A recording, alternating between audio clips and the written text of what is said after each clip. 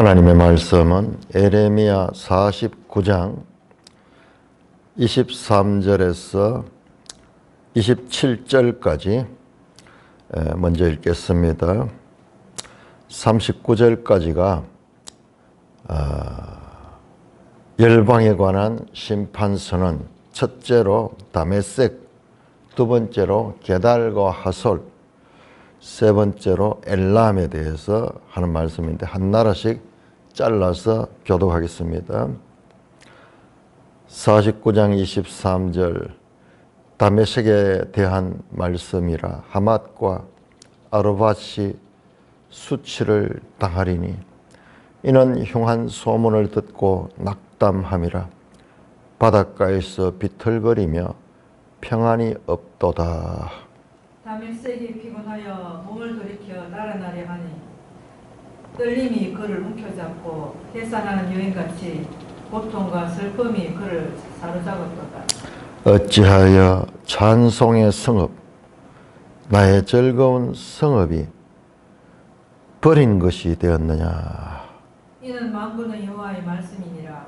그런즉 그날의 그의 장정들은 그 거리에서 엎드러지겠고 모든 군사는 멸절될 것이며 내가 다메섹의 성벽에 불을 지르리니 벤 하닷의 궁전이 불타리라.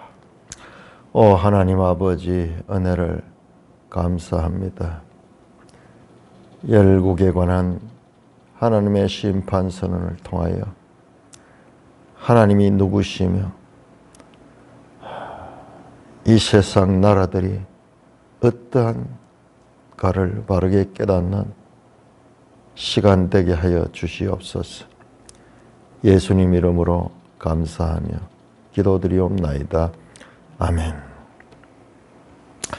자, 열국에 관한 심판서는 10개의 나라입니다. 실제로 10개의 나라에 대한 거 나오죠. 제일 먼저 우리가 애굽이 나오죠. 애굽 좀 길게 나와서 한 장 걸쳐가지고 46장 애굽에 대한 심판서는 두 번째로 비교적 좀 짧게 블레셋에 관한 심판이 47장에 나왔죠. 그 다음에 세 번째로 모압에 관한 심판이 아주 두 장에 걸쳐서 길게 나왔습니다. 모압에 관한 심판. 그 다음에 암몬에 관한 심판. 그 다음에 오늘 다메섹, 그 다음에 게달과 하솔, 그 다음에 엘람 나라가 하나 빠졌는데 에돔이 빠졌네요. 어제 우리 에돔을 했죠. 자, 지도를 통해서 한번 보면은 지중해입니다.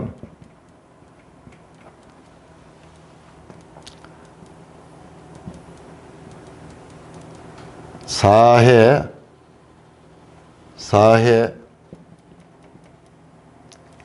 이 갈릴리 이스라엘 중심으로 이스라엘이죠. 남쪽으로 첫째 애굽에 대한 심판서는 있었죠. 두 번째로 블레셋에 관한 심판이 있었죠. 블레셋. 세 번째로 모압에 관한 심판이 있죠. 모압 사해를 들고 여기죠. 모압.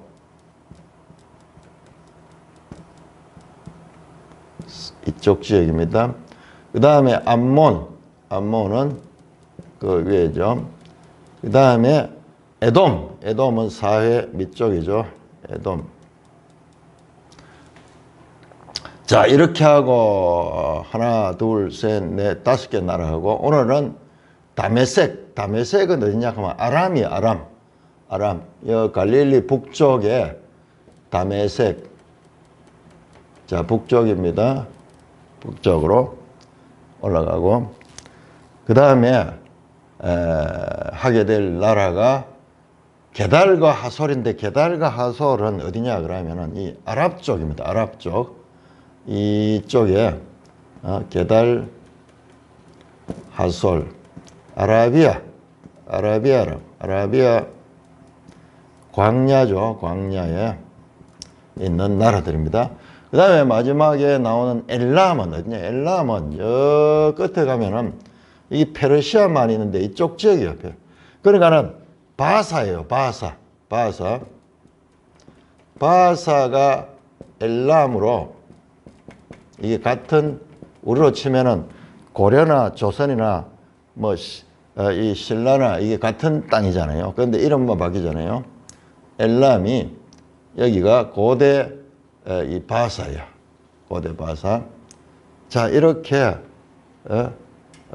10개 나라. 그 다음에 마지막으로 바로 이 바사보다 조금 위에 있는 마지막으로 바벨론에 대한 여기는 멀죠. 유프라테스 강이 있는 이 지역입니다. 이렇게 10개 나라에 대한 근데 참 이거는 우리가 앞으로 더 깊이 연구를 해봐야 되는데 여기에 에스겔이나 이사야에 겹쳐지는 나라들이 있어요. 바벨론이라든지 그런데 애굽도 마찬가지고 그런데 에스겔에는 아주 강조된 두로 이쪽이죠. 바닷가에 두로 시돈 여기 나오지 않아요. 그리고 에스겔은 바벨론에 관한 멸망이 안 나와요. 에레미야에는 바벨론에 관한 멸망이 얼마나 길게 나오는데 50장, 51장인데 그것도 단순한 장이 아니라 보통 평균적으로 한 장이 한 20장이라고 하면 여기는 훨씬 넘어요. 한 4장에 걸쳐서 분량면에서 보면은 바벨론에 관한 심판이 나옵니다. 자, 오늘 나오는 이 49장 23절 39절은 짤막짤막하게 네 나라가 나옵니다. 제일 먼저 다메섹에 관한 말씀이라 다메섹은 이 북쪽이죠. 우리 한번 지도를 한번 볼까요? 지도 226쪽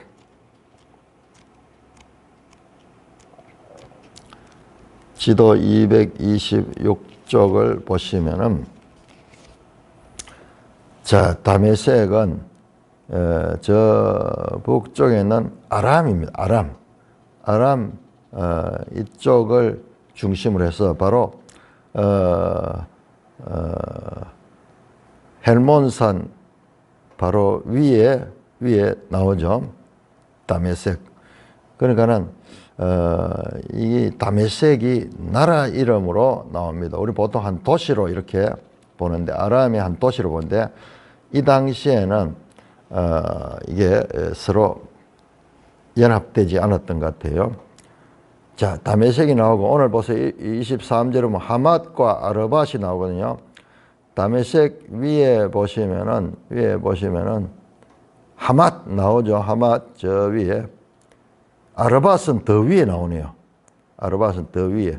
그러니까 이게 이 당시에는 다메섹의 이 도시, 다메섹이 한 나라였고, 그 다음에 거기에 중요 도시가 아르밧과 하맛이는. 그런데 우리 지도를 보니까는 이해가 되잖아요. 먼저 왜 하맛과 아르밧이 수치를 당하게 될까? 다메섹 나라 가운데서 하맛과 아르밧이 수치를 당할까? 북쪽에서 군사가 오니까는 이쪽 지역이 좀 북쪽이잖아요. 다메섹보다 더 북쪽이에요. 그래서 아르밧, 하맛 이런 나라들이 이런 도시가 무너지고 그 다음에 다메섹까지 내려와서 나라 전체가 무너지는 것이죠. 자, 그러면 역사적으로 이와 같은 사건이 언제 일어났는가? 이것은요, 요세푸스의 기록에 의하면은 느부갓네살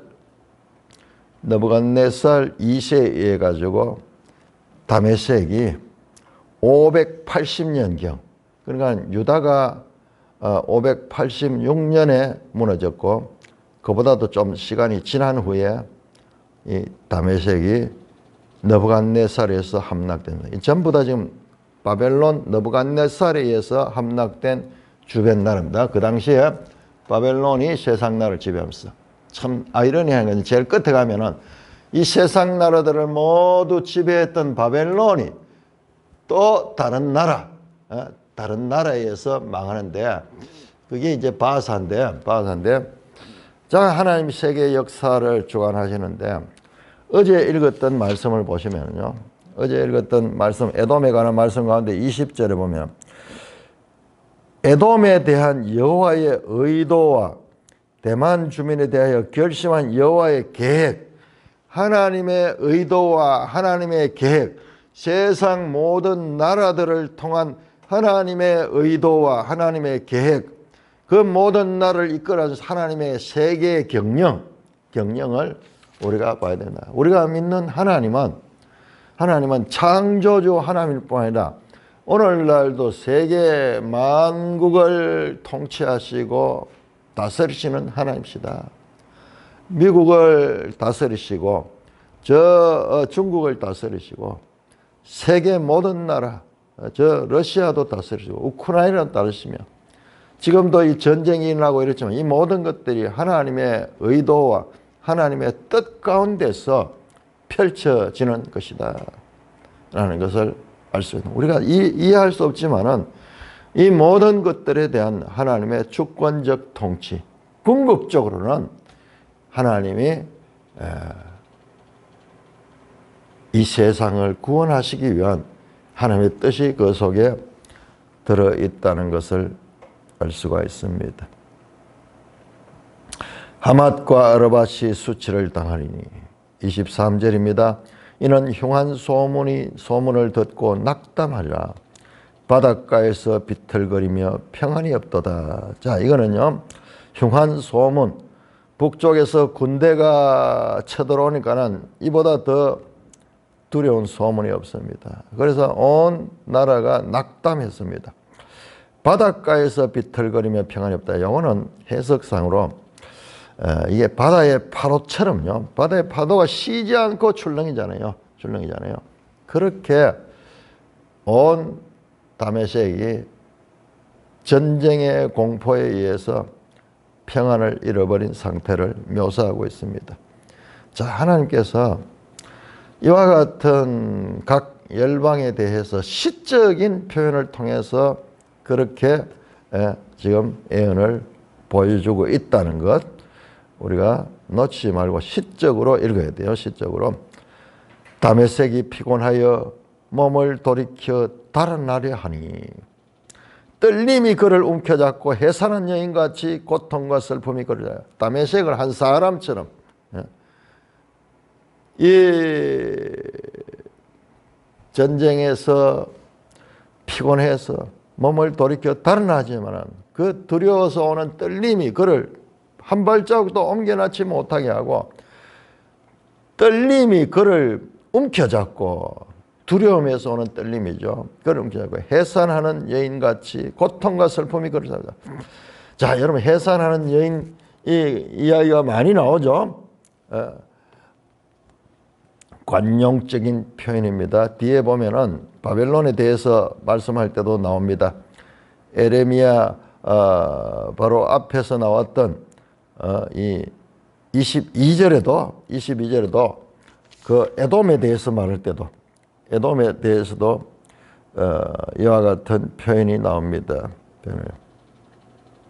진통하는 여인같이, 해산하는 여인, 진통하는 여인, 뭐 같은 의미죠.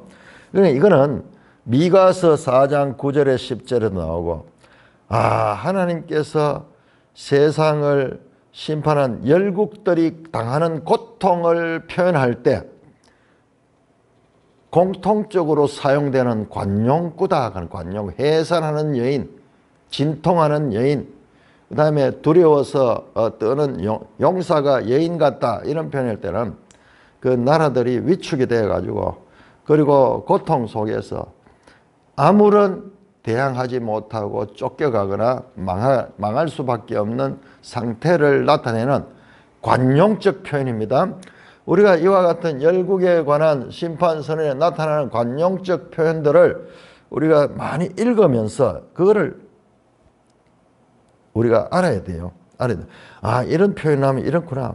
특별히 나오는 이 황폐하게 되고 사람이나 짐승이 거주하지 않는 곳, 사람도 없고 짐승도 없는 곳, 전쟁의 황폐함, 전쟁으로 인해서 그 나라가 다 멸망한 상태를 나타내는 관용적이라는 표현이 에레미야서 제가 지금 찾아낸 게 한 20개가 넘어요. 20개가 넘어요. 그렇게 이 하나님이 즐겨 쓰시는 시적인 그런 표현들, 그거를 우리가 익숙하면 선지서를 읽을 적에 이해가 되는 거예요. 앞에서 나오죠. 공격하는 거. 공격하는 독수리가 날개를 치고 멀리서 달려와서 그 두 날개를 펴는 것까지 전쟁의 공격, 무섭게 저 바벨론이 저 먼 데서 날아와 가지고 이 공격하는 그런 모습을 표현하는 것. 반대로 오히려 보호하는 것, 두 날개로 보호하는 그런 관용적인 표현이 두 가지가 흐르고 있다는 것을 알고, 자, 하나님이 시적인 표현을 통해서 관용적으로 표현하는 그런 표현을 우리가 익숙하면요, 익숙하면 성경을 이해하는데 너무나 유익한 거예요. 유익한 거예요. 제가 여러 번 말씀드리잖아요. 신천지 같은 데서는 이와 같은 짐승도 없고 사람도 없는 황폐함, 전쟁의 폐허로 된 그것을 묘사하는 이 표현을 갖다가 짐승의 시, 사람의 시, 뭐 이런 표현을 해가지고, 짐승의 시는 이 거짓 교회고, 그다음에 이 사람의 시는 하나님의 교회다. 뭐 이런 식으로 해가지고 비유풀이를 하는 그 말도 안 되는, 그야말로 참으로 말도 안 되는 그런 주장을 가지고 사람들이 미혹당해서 자기들이 성경을 바로 해석한다 하는데 정말 성경을 아무것도 모르는 거예요. 아무것도 모르는 거예요. 자, 이렇게 해산하는 여인같이 고통과 슬픔이 그러잖아요. 그러니까 성경을 우리가 많이 읽어놔야 돼요. 많이 읽다 보면은 이런 관용적인 표현이 반복적으로 나타나는구나. 그럴 때는 우리가 성경을 이해하기 쉬운 거예요. 이걸 갖다가 의미를 갖고 뭐 해산하는 여인이 뭐고 그러면서 막 너무 복잡하게 그렇게 이 해석을 하면은 오히려 성경을 곡해하게 되는 것입니다. 고통과 슬픔이 그를 사로잡았도다. 전쟁으로 인해서 패함으로 오는 슬픔, 고통을 표현하고 있습니다. 25절입니다. 어찌하여 나의 성읍, 찬송의 성읍, 나의 즐거운 성이 버림한다. 이런 표현도 아주 관용적으로 나오죠. 어찌하여 이게 에카거든요. 에카. 어찌하여 이렇게 망했는가. 그 슬픔을 표현하는 그런 하나의 관용적 표현으로서 반복되게 나타나고 있습니다. 전쟁으로 황폐해졌고 망한 그 나라에 대한 애통하는 심정을 표현할 적에 표현하는 관용적 표현입니다. 어찌하여 찬송의 성읍, 나의 즐거운 성읍이 버리면 되느냐. 그 안에서, 도시 안에서 늘 기쁨의 노래가 불려지던 그 곳이 버린 것이 되었느냐. 버림을 받았다. 수사 의문문으로 그렇게 표현하고 있죠. 이는 만군의 여호와의 말씀이니라. 그런즉 그날에 그의 장정들은 그 거리에 엎드려지겠고 모든 군사는 멸절될 것이며 내가 다메섹의 성벽에 불을 지르니 벤하닷의 궁전이 불타더라. 자, 벤하닷의 궁전이 뭐냐? 벤하닷은 이 다메섹에, 이게 아람 국가예요. 아람이라는 나라로 나오는데 이 다메섹의 왕의 칭호가 벤하닷입니다. 애굽의 왕의 칭호가 파라오듯이 이 아람의 왕의 칭호 벤하닷 1세, 벤하닷 2세 뭐 이런 식으로 벤하닷의 궁전, 그 왕의 궁전이 불타게 될 것이다. 이거 보면은 바벨론이 그 나라들을 정복하면서 그 주된 성을 갖다 불태워버리는, 나중에 예루살렘 성도 불태워버리거든요. 불을 태워가지고 그들이 다시 재기하지 못하도록 하는 그와 같은 이 공격을 했던 것을 볼 수가 있습니다.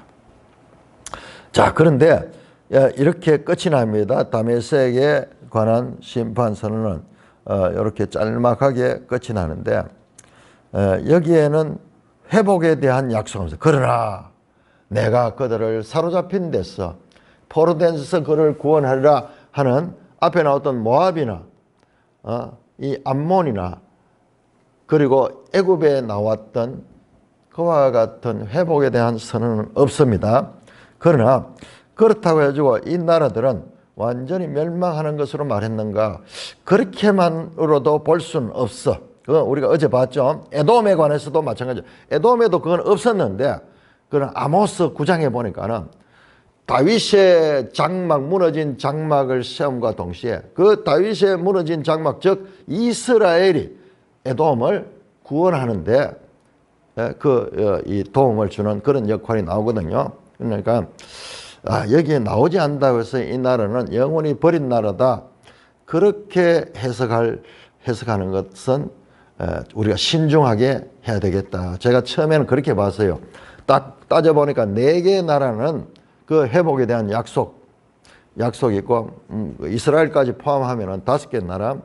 그러나 여기에 있는 나라들 그 엘람은 또 아니네요. 엘람은 이제 회복이 되는데 그 나라에 대한 그 회복의 약속이 있는 것과 없는 것 없다고 해가지고 완전히 그들을 멸하신다는 뜻은 아닌 것 같아요. 그 부분의 해석에 있어서는 좀 신중해야 되겠다. 왜냐? 에돔의 경우 분명히 이 다메섹 에레미야 49장 7절에서 22절 에돔에 관한 것은 나오지 않지만은 그러나 에돔의 그 남은 자들의 구원은 아모스에서 나타나고 있기 때문에 그러니까 우리 성경을 해석하는 데는요 항상 전체적으로 부분을 붙잡고 딱 정리해가지고 그걸 가지고 절대 기준을 삼으면 안 된다는 거예요. 항상 전체적으로. 그러니까 하나님의 말씀에 대한 우리의 자세는 늘 겸손해야 돼요. 내가 단정해버리는 그래가지고 하다 보면은 그것은 오해하는 경우가 많아요. 하나님은 넓고 크신 분이에요. 우리는 그 하나님의 지혜 앞에 아주 연약한 그런 지혜밖에 가지지 못했어요. 그러니까 겸손한 마음으로 성경을 봐야 될 것입니다. 자, 28절부터 33절까지 이번에는 게달과 하솔, 아라비아에 있는 게달과 하솔에 관한 심판 선언입니다. 교독하겠습니다. 28절 49장 에레미야 49장 28절 바벨론의 느부갓네살 왕에게 공격을 받은 게달과 하솔 나라들에 대한 말씀이라. 여호와께서 이와 같이 말씀하시되 너희는 일어나 게달로 올라가서 동방 자손들을 황폐하게 하라. 너희는 그들의 장막과 양떼를 빼앗으며 휘장과 모든 기구와 낙타를 빼앗아다가 소유로 삼고 그들을 향하여 외치기를 두려움이 사방에 있다 할지니라. 여호와의 말씀이니라. 하솔 주민아 도망하라. 멀리 가서 깊은 곳에 살라. 이는 바벨론의 느부갓네살 왕이 너를 칠 모략과 너를 칠 계책을 세웠음이라. 그리고 여호와의 말씀이니라. 너는 일어나 고요하고도 평안히 사는 백성 곧 성문이나 문빗장이 없이 홀로 사는 국민을 치라. 그들의 낙타들은 노략물이 되겠고 그들의 많은 가축은 탈취를 당할 것이라. 내가 그 살적을 깎는 자들을 사면에 흩고 그 재난을 여러 곳에서 오게 하리라. 여호와의 말씀이니라. 하솔은 큰 뱀의 거처가 되어 영원히 황폐하리니 거기 사는 사람이나 그 가운데 머물러 사는 사람이 아무도 없게 되리라 하시니라. 자, 여기까지 게달과 하솔. 여기 게달과 하솔을 나오는 그 이 명사들 한번 보세요. 고유명사. 장막과 그 다음에 낙타, 휘장, 그 다음에 낙타 이야기가 또 많이 나오죠. 많은 가축, 유목민들, 유목. 그 다음에 살적을 깎은 자들 하는 이거는요. 우리 표현상 좀 그런데 이게 머리 스타일이에요. 머리를 깎는데 아주 특별한 헤어스타일을 가지고 있는 이 지역들입니다. 그 다음에 이 큰 뱀의 거처, 이것은 조금 다시 이따가 설명을 하겠습니다. 그리고 황폐하게 되고 끝에 나오죠. 사람이나 그 가운데 사는 사람이 아무도 없게 되는, 오히려 거기에가 어떻게 되느냐, 이 들짐승의 거처. 여기서 큰 뱀이라는 것은 다른 번역에는 보면요, 여우, 자칼, 늑대 같은 의미예요. 큰 뱀이나 이런 것이 같은 의미로 쓰는데, 제가 봤을 때는 관용적으로 늘 사용되는 게 이 들짐승이에요. 늑대나 여우나 시랑이라고 변형이, 이게 늑대 이런 걸 나타내는데, 그런 것들이 거처가 되고, 뭐냐, 사람이 살지 않은 거니까 거기에 들짐승들이 와서 거기에 거처를 하고 살 때 아주 관용적인 표현이에요. 관용적으로 나타나는 표현입니다. 자, 게달과 하솔 말씀드렸듯이, 게달은 암몬의 동쪽, 이 암몬의 동쪽에 그렇게 있고, 이 게달은 이스마엘 자손이에요. 이스마엘 자손. 그리고 이들은 유목민, 베두인 족속이에요. 베두인 족속. 우리 한번 볼까요? 창세기 25장. 창세기 25장에 이스마엘에 관한 족보가 또 딱 나와요. 에돔의 족보도, 그 에서의 후손에 대한 족보도 나오고 이런데, 그 이유가 창세기 보면 왜 이런 족보가 여기에 나오지? 그런데 이 구약을 이해하는데 이 다 연결되어 있습니다. 자, 창세기 25장 13절 보니까는 이스마엘의 아들들의 이름은 그 이름과 그 세대대로 이와 같으니, 이스마엘의 장자는 느바요시요, 그 다음은 게달이다.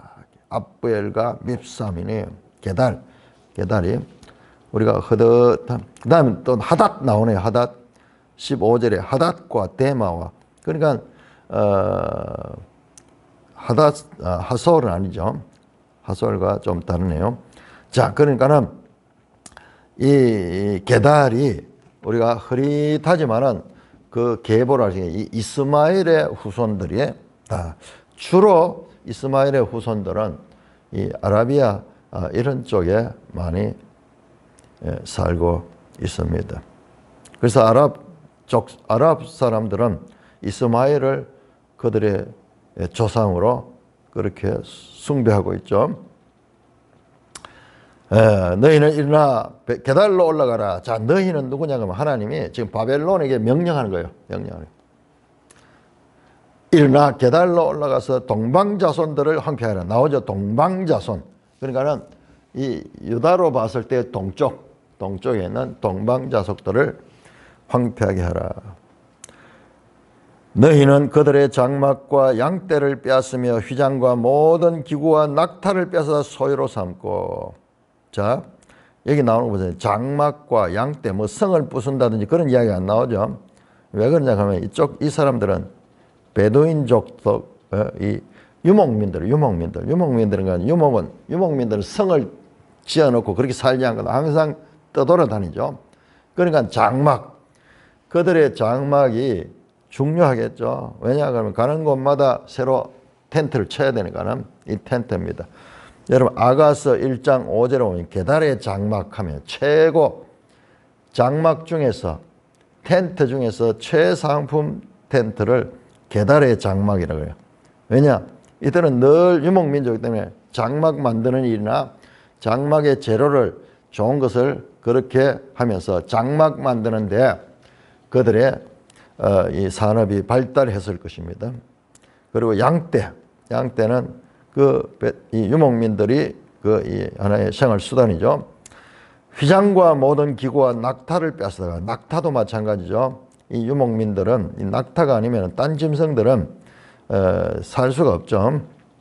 그래서 휘장, 그다음에 모든 기구, 낙타를 빼서 소유로 삼고 그들을 향하여 외쳐 두려움이 사방에 있다라. 자, 그러면 하나님이 실제적으로 이 바벨론에 이렇게 명령해서 그렇게는 아니거든요. 이거는 하나님의 시적인 표현이에요. 바벨론은 자기들의 욕심에 의해서 하고 있지만 그것은 하나님의 경영 가운데, 하나님의 뜻 가운데 자기들이 움직이고 있는 거예요. 마치 하나님이 명령해서 움직이는 듯이 그렇게 시적으로 표현을 한 것입니다. 여호와의 말씀이니라. 3절 하솔 주민아 도망하라. 멀리 가서 깊은 곳에 살라. 이는 바벨론에 넘어간 네살 왕이 너희를 칠 모략과 너희 칠 계자. 자, 우리 여기서 다시 정리해야 됩니다.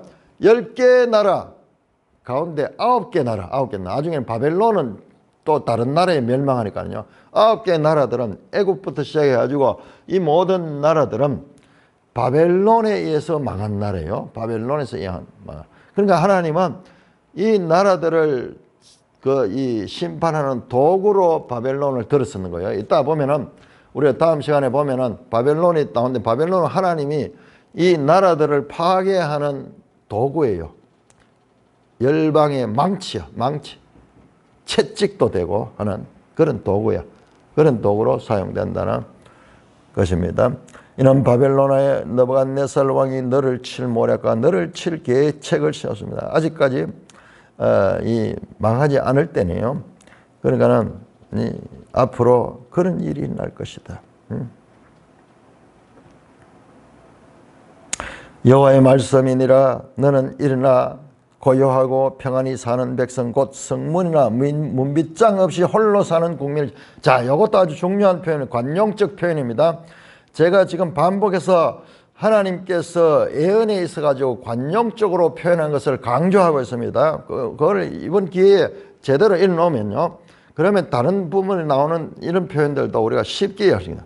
자, 성문이나 문빗장이 없이 홀로 사는 국민, 이걸 나타낼 때 이건 무슨 표현이냐 그러면 이것은 외적의 공격을 받지 않고 평안하게 살 수 있는 도둑이라든지 그 다음에 적군이 쳐들어오지 않는, 그래서 그들이 평안을 누리는 나라들이나 도시를 이야기할 때 쓰는 관용적 표현입니다. 우리 한번 찾아볼까요? 성문이나 문빗장이 없이 홀로 사는 국민. 그러니까 문을 닫고, 그렇게 성의 문을 닫고 이렇게 할 필요 없이 항상 평안한 거예요. 항상 평안한 거예요. 그런 지역을 말할 적에 쓰는 관용적 표현입니다. 자, 에스겔 38장 11절 한번 볼까요?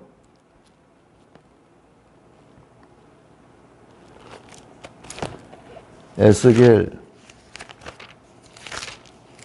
38장 11절 보세요. 말하기를 내가 평원의 고을들로 올라가리라. 성벽도 없고 문이나 빗장이 없어도 염려 없이 다 평안히 거주하는 백성에게 나아가서. 자, 아주 지역적으로 안전한 곳을 가리킬 적에 그럴 것에 쓰는 관용적 표현이에요.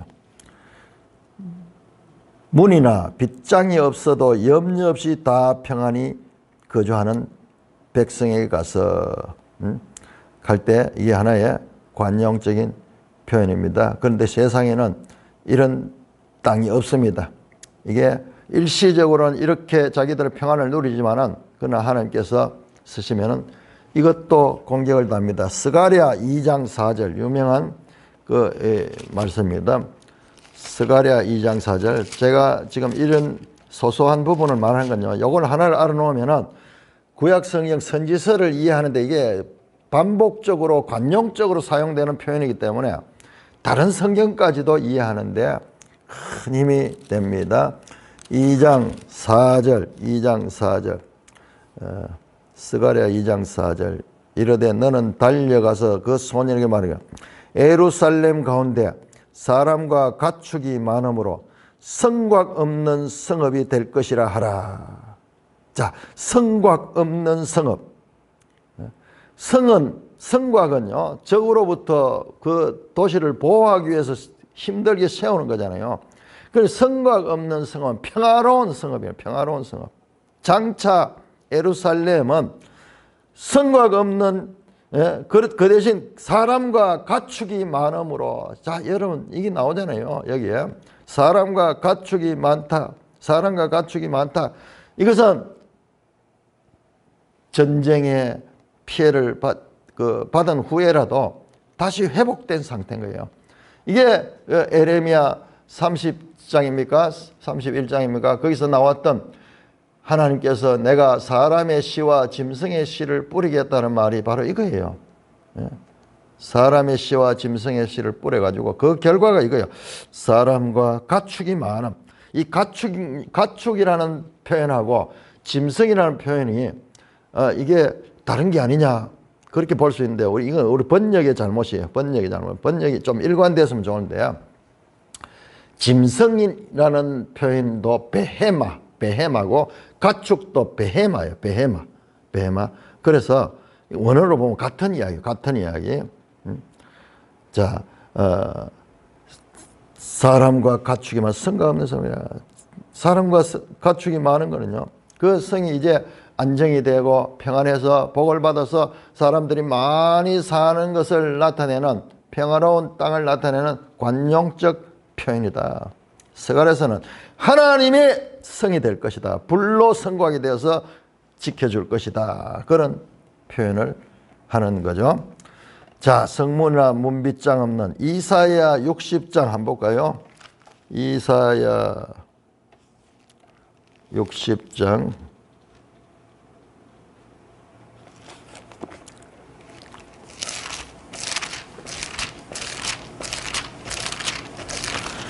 이사야 60장 11절 여기 계달이 나오네요. 11절 네 성문이 항상 열려 주야로 닫히지 아니하리니 이는 사람들이 내게로 이방 나라의 제물 가운데 성문이 항상 열려 있는 나라 평화로운 나라를 갖기 때서는 관용적 표현입니다. 자, 이것이 이 나왔죠? 이것들이 다 모여가지고 궁극적으로 요한계시록 21장 24절 한번 보세요.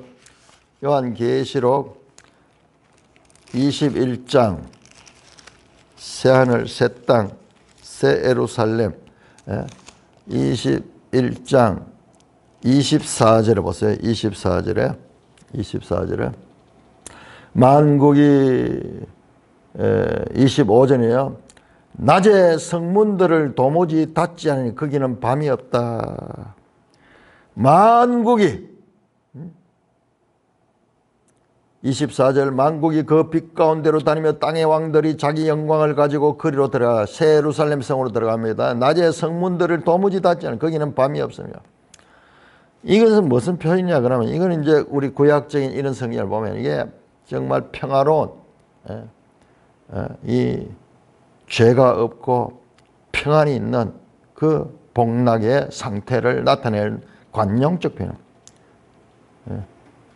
문을 닫지 않는다.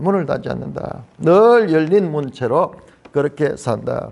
자, 문을 꽁꽁 닫고 성문을 지키고 이런 것들은 전부 다 이 두려움에 대한 표현이죠. 외적의 공격에 대한 두려움에 대한 표현인데 그것이 아니다. 이게 아주 평안한 그것을 나타내는 관용적 표현이다. 자, 이렇게 해서 국민, 이 게달과 하솔이 저 아랍 쪽에 있다 보니까는 그 주로 외적의 침입을 안 받았던 것 같아요. 자, 그들의 낙타들을 노략물이 되겠고 그들의 많은 가축은 탈취를 당할 것이라. 내가 그 살적을 깎은 자들을 사면에 헛고 그 재난을 여러 곳에서 오게 한다. 여호와의 말씀이나 하솔은 큰 뱀의 거처가 되고 말씀드렸죠. 여기 큰 뱀이라는 이 표현과 원어를 보니까는 이게 자칼이라는 그런 늑대같이 생긴 그런 짐승이 있어요. 들짐승, 여우, 늑대 이런 처소가 될 것이다. 이거는요 황폐함을 나타내는 관용적 표현입니다. 황폐함을 나타내는 관용적 표현. 이사야에서도 나오고 여러 군 나옵니다. 사람이 살지 않고 들짐승들이 또는 저 새들 가운데서도 맹금류들이 와서 또아리를 털고 자리를 잡으면서 있는 상태, 그 상태를 나라가 멸망해서 황폐한 상태를 나타내는 그런 관용적인 표현으로 나타난 것을 볼 수 있습니다. 자, 우리 9장 11절 한번 볼까요? 에레미야 9장 11절.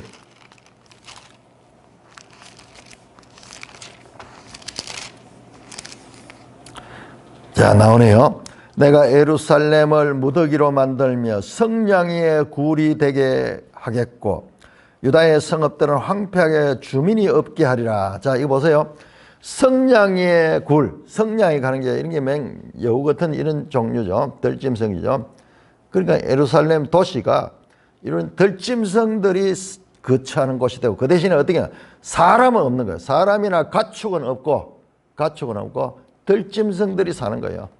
여러분, 가축은 사람과 더불어 살아요. 사람이 안 살면 가축이 없어요.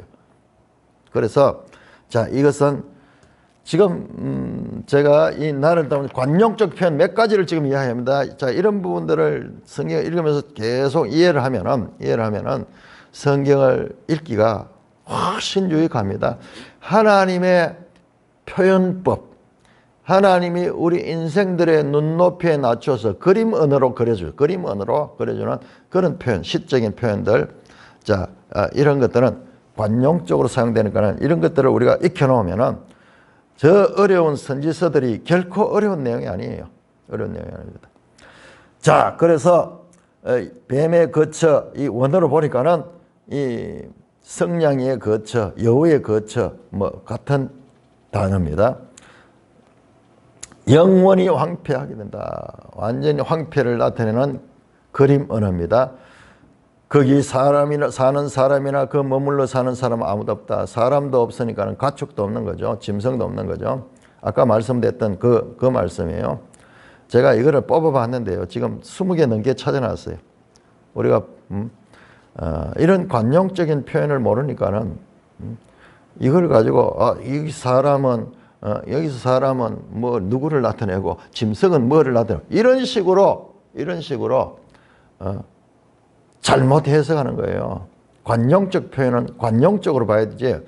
관용적 표현을 갖다가 그거를 문자적으로 해석해가지고 막 이렇게 하면 그거는 큰 잘못이에요. 큰 잘못이에요. 자, 34절입니다. 34절에서 39절까지 마지막으로 엘람에 관한 예언입니다. 49장 34절 유다왕 시드기야가 죽은 지 오래지 아니해서 엘람에 대한 여호와의 죽은 지가 아니고 시드기야가 즉위한 지 오래지 아니하여 엘람에 대한 여호와의 말씀이 선지자 에레미야에게 임하여 이르시되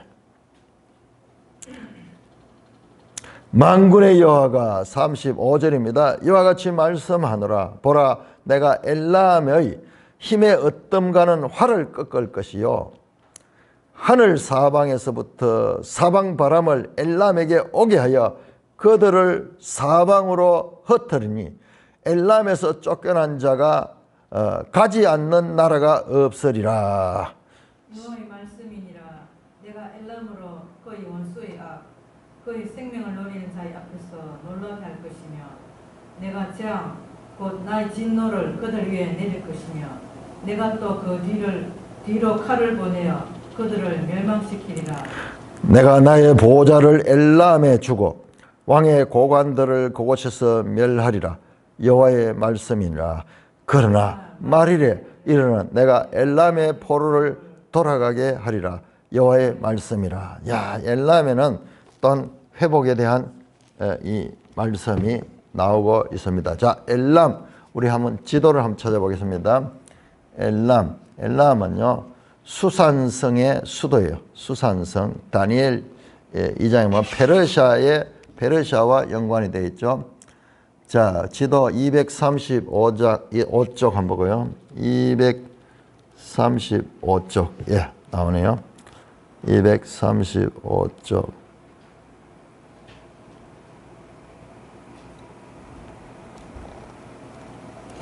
기도 235쪽. 예, 보세요. 자, 페르시아 제국이 나오는데 거기 보세요. 자, 예루살렘에서 동쪽으로 쫙 가면 235쪽 페르시아만 나오죠. 페르시아만 바로 위에가 엘람이잖아요. 여기가 어디입니까? 바로 앞에서 233쪽을 보세요. 여기가 페르시아만 이쪽이 여기가 어디냐 그러면 바로 바사예요. 바사. 235쪽 바사와 겹쳐지는 그런 지역입니다. 수산성이 있는 거, 수산성 나오네요. 그 엘람, 수산성, 다니엘은 나오고 그 에스더서에 보면 수산성이 여러 번 나오죠. 그 바로 페르시아의 수도. 그러니까 엘람이 고대 페르시아와 겹쳐지는 그런 지역입니다. 자, 시드기야가 즉위한 지 오래지 아니에요. 잠깐, 우리 여기에서 열방 심판 선언이 한날에 갑자기 주어진 내용이 아니라는 것을 알 수 있어요. 하나님께서 에레미야를 통해 가지고 열방에 의한 심판 선언을 말씀하셨는데 이게 한날에 동시에 주어진 게 아니고 여러 날에 주어진 것들을 모아놓은 거예요. 모아서 이 부분에 46장에서 51장까지를 모아놨다는 것을 알 수 있어요. 왜냐 그러면 오늘 나오는 엘람에 대한 예언은 언제냐 그러면 지금 현재는 우리가 순서적으로 보면은 이미 망했거든요. 유다가 586년 바벨론에서 망했거든요. 그런데 지금 이거는 망하기 전에 시드기야가 즉위한 전에 시드기야가 즉위한 것이 BC 597년이니까는 뭐 한 2, 3년 됐다 치면요. 595년이나 596년이나 이때 아니면 597년이거나 그때예요. 그는 시간적으로 지금 망했던 때보다도 더 한 10년 정도 더 거슬러 올라가는 거죠. 그러므로 이 열방에 관한 심판 선언을 하나님께서 한 날 딱 해가지고 야 이렇게 주신 것이 아니고 여러 번 걸쳐 주신 것을 이 기록에 있어가지고 두루마리에 기록하는 데 있어가지고 이걸 한 부분으로 이렇게 모아놨다는 것을 우리가 알 수가 있습니다. 최소한 엘람에 관한 것은 훨씬 이전에 일어났던 사건, 그 메시지를 지금 전하는 것이다 알 수가 있습니다. 그러니까 하나님께서 저 자유주의 신학자들이 성경을 뭐 편집에 대한 이야기를 하는데 그 편집 씁니다. 하나님께서도 편집을 하셔요. 자, 그래서 자 이런 것들에서도 그걸 볼 수가 있습니다. 엘람에 대한 여호와의 말씀이 선지자 예레미야에게 임했다. 이 엘람은 먼 나라죠. 저 먼 나라인데 뒤에 나오는 바벨론과 또 연속성이 있을 수도 있겠네요. 이건 완전 이쪽하고는 관계없이 저 먼 나라인데 만군의 여호와가 여치 말씀하노라 보라 내가 엘람의 힘에 어떤가는 활을 꺾을 것이요. 엘람의 힘에 어떤가는 활. 이 엘람에는 이 사람들이 아주 활을 잘 쏘는 사람들이야. 우리나라 사람들처럼 활을 잘 쏘는. 하늘의 사방에서부터 사방 바람을 엘람에 오게 하여 그들을 사방으로 흩어다. 자, 하늘의 사방에서 사방의 바람을 엘람에게 오게 한다. 이것도 관용적 표현입니다. 자, 여러분 이런 걸 알아야지 계시록도 이해가 돼요. 자, 우리 계시록 8장 한번 볼까요? 요한계시록 8장.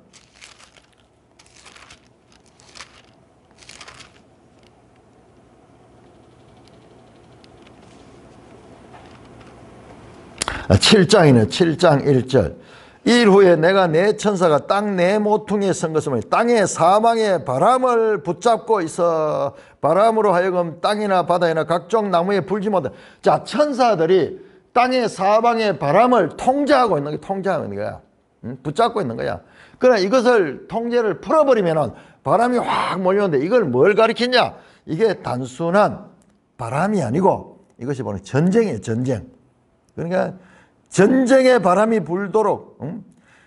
그러니까 이 36절에 에레미야 49장 36절에 하늘 사방에서 사방 바람을 엘람에게서 불게 하는 거예요. 이것은 주변 나라들이 사방에서 공격하는 것을 나타내는 표현이야. 그러니까 이 세상이 하나님의 통제 아래 있다. 계시록 7장에 보면 사방 바람을 천사들이 하나님께서 명령해가지고 그들을 붙들고 있는 거예요. 그래 하나님이 말씀하시면 그걸 놔버리면 확 바람이 불게 되는 것입니다. 자, 오늘 우리가 이 관용적 표현을 여러 개 하면 자, 이것은 단순한 구약 선지서뿐만 아니라 계시록에까지도 이어지는 그런 표현이기 때문에 우리가 이런 것들을 볼 때에 계속 잘 습득을 해야 됩니다.